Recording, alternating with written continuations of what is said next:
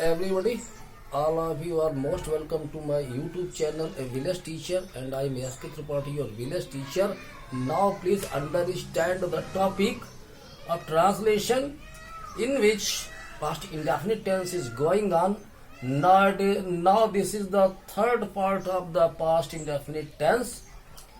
Let us learn about past indefinite tense.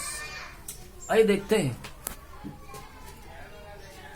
ये past indefinite tense का मैं तीसरा भाग आपके सामने प्रस्तुत कर रहा हूं। उन दो भागों में मैंने पास्ट इंडेफिनिट टेंस की जो फंडामेंटल चीजें थी वो समझाई हुई हैं। अब यहाँ थोड़ा इसका स्टैंडर्ड और हमने बढ़ा दिया है, आपको दिखाया है कि पास्ट इंडेफिनिट टेंस की यूटिलाइजेशन क्या है, कहाँ उसकी डिमांड है। तो सबसे पहले हमने फिलिंग द ब्लैंक्स दे दिए हुए हैं, तो ये फिलिंग द ब्लैंक्स आ जाते हैं क्वेश्चन के रूप में और इनको करेक्शन में भी बदला जा सकता है। अगर ये गलत भर दिया जाए और एक सेंटेंस बना दिया जाए, वो सेंटेंस ही हो गलत बना हुआ, उसको शुद्ध करना हो, क्या करना है, तो उसके कुछ रूल्स भी हैं जो कुछ वाक्य हमने बनाए हुए हैं नजीर के तौर पर। आप उनको देखिए, समझिए, एंजॉय करिए। कुछ नीचे वाक्य हमने इंटरेस्टिंग सेंटेंसेस लिखे हुए हैं, उनको बताएंगे। तो पहले उन ब्लैंक्स को समझिए। ट्रांसलेशन तो ये भी है, क्योंकि हम हिंदी बोलेंगे, जो पढ़ाएंगे वो अंग्रेजी हिंदी दोनों बोलेंगे, तो ट्रांसलेशन हो जाएगा।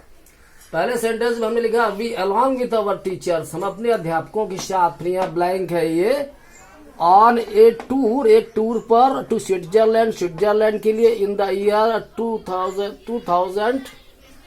2015। तो ये यहाँ कोष्टक में हमने ब्रैकेट में गो दिया हुआ है, क्या भरा जाए तो कैसे समझेंगे। तो एक नियम है कि जब किसी वाक्य में बीता हुआ सन दिया गया हो, इसको टोटल यूं बोलेंगे yesterday, yester night, last month, last week, last year.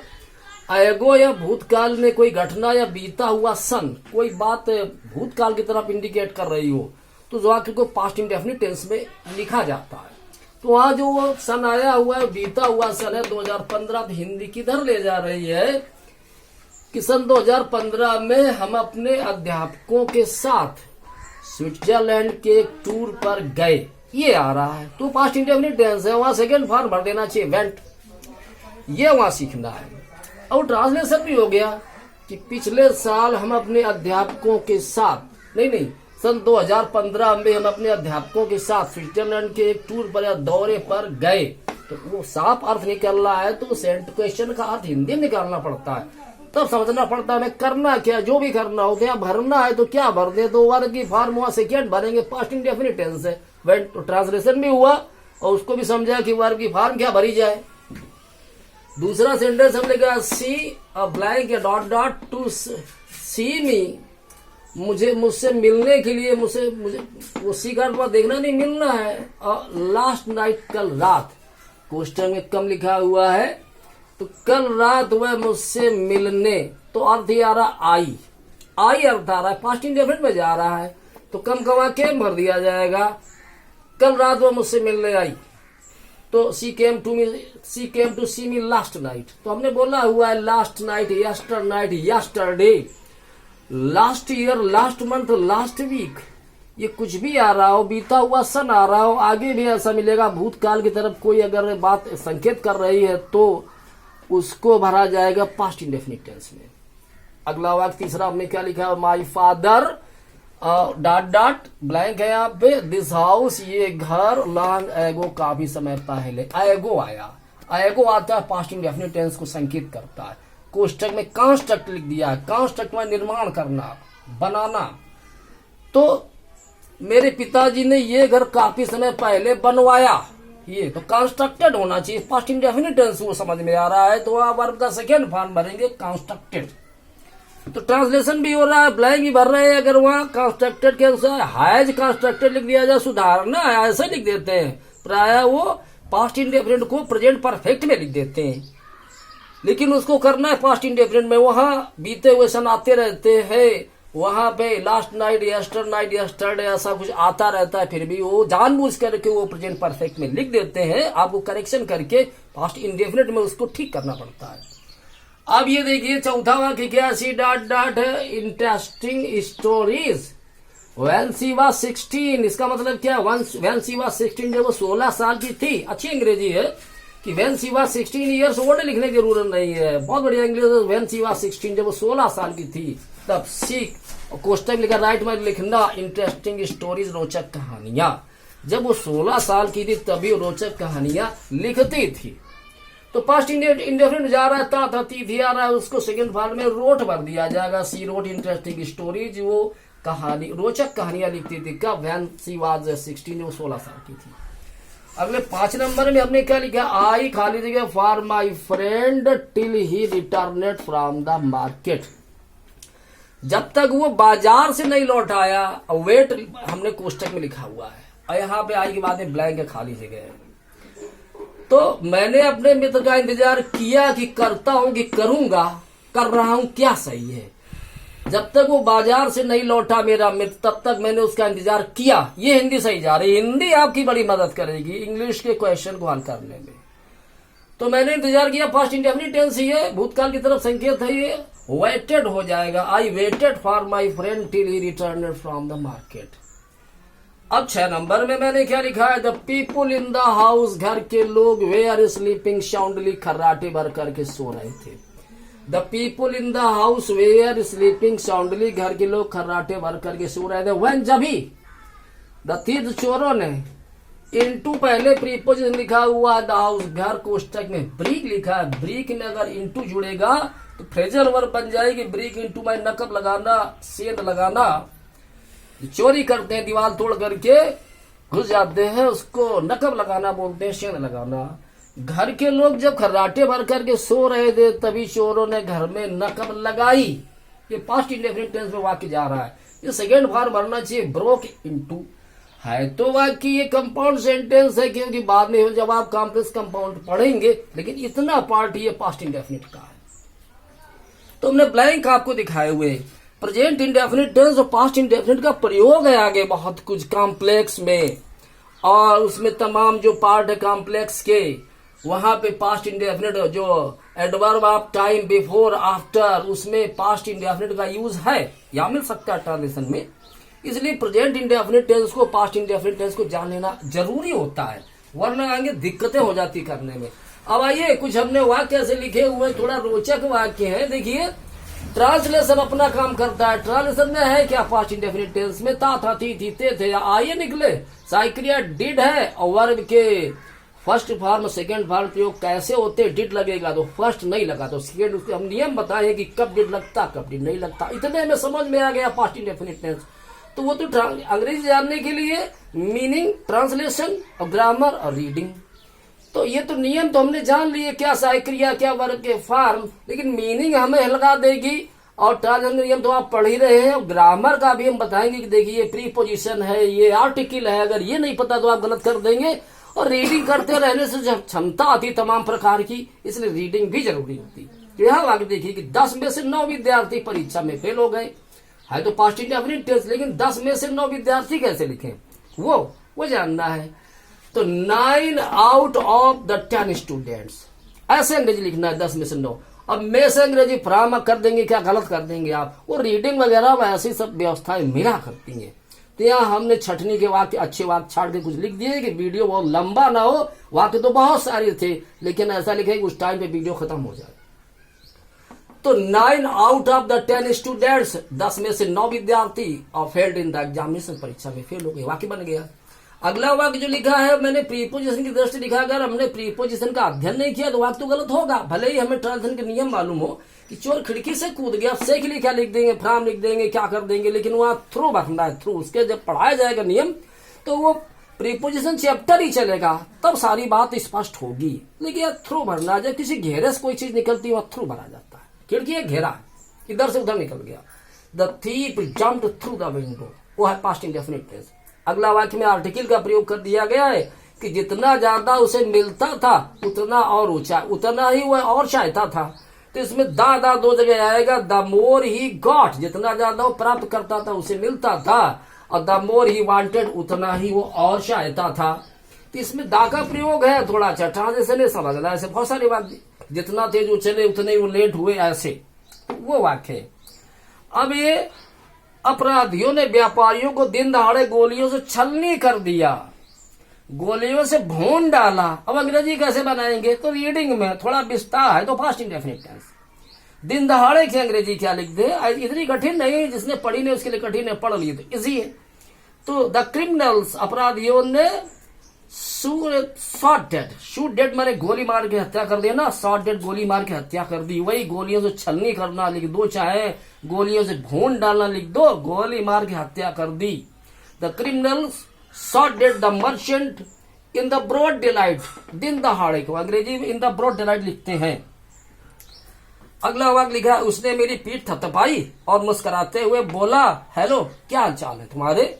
ये बोलने वाली इंग्लिश में है, इसको समझना है कि बनेगा कैसे। यहाँ कुछ खास चीजें कि अंग्रेजी कैसे बनाए। तो पीठ थपथपाना, तो बैक मारे पीठ होता है, पाइट मारे थपथपाना, लेकिन बनाएंगे ही पैटेड मी ऑन माई बैक सही है। ही पैटेड माई बैक लिख दो, अच्छा नहीं गलत भी हो सकता है। ही पैटेड मी ऑन माई बैक कहाँ से मिलता है? रीडिंग करने से ये सारी शुद्ध इंग्लिश मिल जाती है।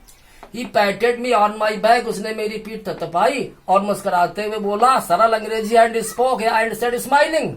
सरल अंग्रेजी, लेकिन मैं कठिन कैसे प्रयोग कर रहा हूँ? बीम जो होती है, कड़ी या जो कड़ी छत में डालते हैं, इसको बीम कहते हैं।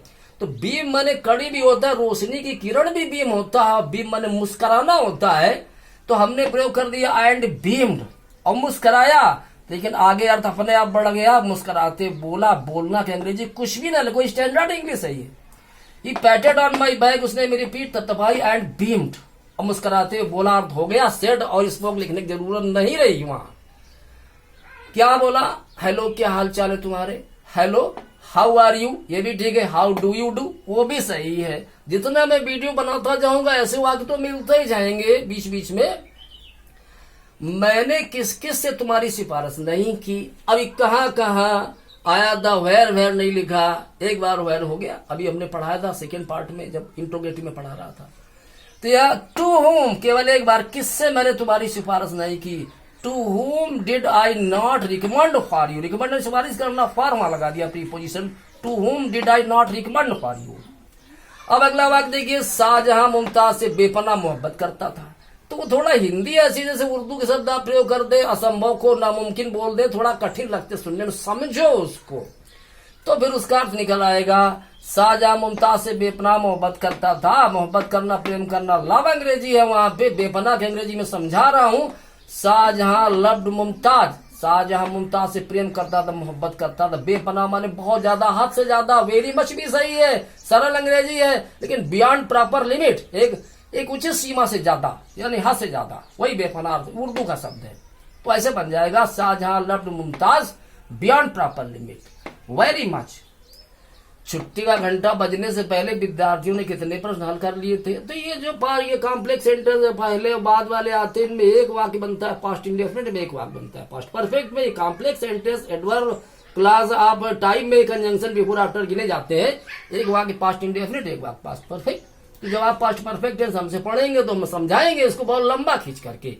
यहाँ तो हमको भी खत्म करना है ट्रांसलेशन।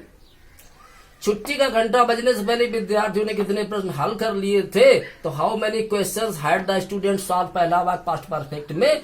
बिफोर, छुट्टी का घंटा बजा past indefinite tense. Before the last bell rang या लास्ट बेल वेंट, आखिरी घंटा गया, आखिरी घंटा ही छुट्टी का घंटा होता है। How many questions had the students solved, कितने प्रश्न हल कर लिए थे विद्यार्थियों ने। Before the last bell rang, आखिरी घंटा बजा यानी छुट्टी हुई। तीसरा घंटा समाप्त होने के बाद किस अध्यापक ने कक्षा को पढ़ाया था। तो ये इसमें आफ्टर आ रहा है, तो अब शुरू में पास्ट इंडेफिनिट होगा, बाद में पास्ट परफेक्ट जाएगा। तो विच टीचर, किस अध्यापक ने टाट द क्लास, कक्षा को पढ़ाया। अगर यहाँ कर्ता प्रश्नवाचक है तो साइक्रिया टिड नहीं है, सेकेंड फॉर्म हो गया। ये पहले पढ़ा चुका हूँ, या हमने जोड़ के रख दिया है। अगर वो पहले ना पढ़ा होता तो ये तो कुछ समझ में आता ही नहीं। तो किस अध्यापक ने कक्षा को पढ़ाया, तो पहले बनाओ विच टीचर टाट द क्लास। आफ्टर, तीसरा घंटा समाप्त होने के बाद, after the third period had ended. अब वो आफ्टर के बाद में पास्ट परफेक्ट होगा। जब आप ये बिफोर आफ्टर पास्ट परफेक्ट में हमसे पढ़ेंगे तो इसको वहां में समझा करके ही खत्म करूंगा। माता जी जब तक बाजार से नहीं लौटी तब तक रेखा घर पर ही रही। टिल अंटिल का प्रयोग है ये। तो रेखा स्टेट रेखा रही एट होम घर पर until the mother return from the market, जब तक माताजी बाजार से नहीं लौटी। जब आप चलेंगे टिल अंटिल, ये सब एडवर्ब क्लास ऑफ टाइम की कंजंक्शन कॉम्प्लेक्स में इनको विधिवत समझाया जाएगा, लेकिन यहाँ पास्ट इंडेफिनिट टेंस है इसलिए मैं उनको यहाँ पे उल्लेख कर रहा हूँ। अब ये मैंने लिखा है कि जब तक मैं वहां पहुंचा तब तक